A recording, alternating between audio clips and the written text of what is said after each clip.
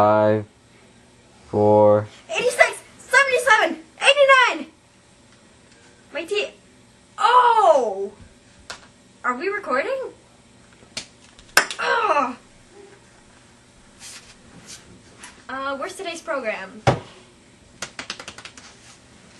Oh. Aha! Okay. Hi. Welcome to Ryan's Book Club. Yes, I'm your host, Ryan. Today's show will be interesting. Yes. But first, I have to find my program. And there it is. Okay. Hi. Today we'll be talking about a book called Strangers by Dean Koontz. Alright, here it is. Strangers by Dean Koontz. Okay, first off, this was a complicated book to read. I myself had trouble reading it. Sure, it was interesting, the whole mystery, you know, yes, it really was. But before we get into this, let's start by, describe the setting. It happens in the United States. It happens a bit all over the country, in cities such as Laguna Beach, Boston, and Elko City, and it goes on. There's more than one story in each of those cities, such as Elko County, Laguna Beach, Boston. There's a specific character that has a problem. There's actually more than 3 stories going on at once in this book. There's about 5 in the first chapter, and it keeps adding up.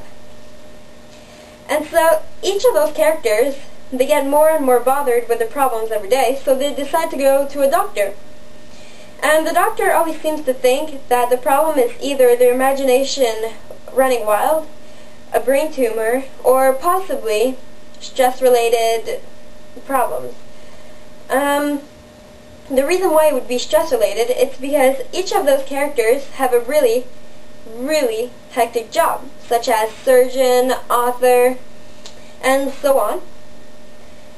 And so, because the doctor cannot really tell them much about their problem, he tries to fix it and tell them to do like treatments such as more physical exercising during the day and less work, but none of that seems to help. So they also try to go see a psychic.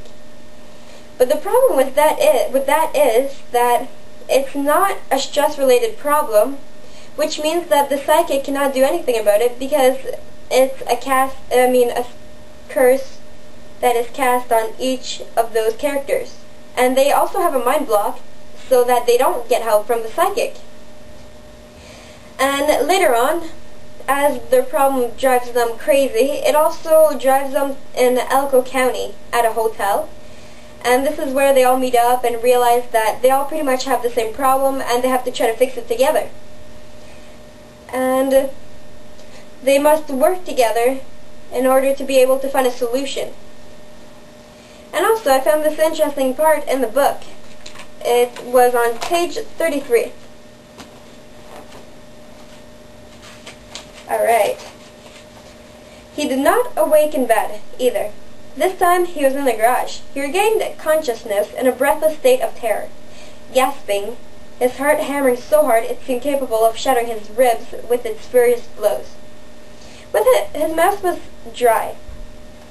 His hands curled into fists. What I liked about this part of the book is that it described how the certain character, which in this case was Dominic Corvasis, felt about his problem, and how it affected him emotionally, physically, or mentally. And there are several parts like that in the book, because there are several characters. And so, it was very interesting to see how they deal with the problem. But if you would ask me if it's a good book to read, I would definitely say it's too long. And plus, I would not go waste $11 on this. No, not worth it.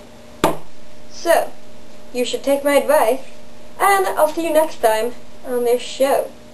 So, stay with us. Until next time, goodbye.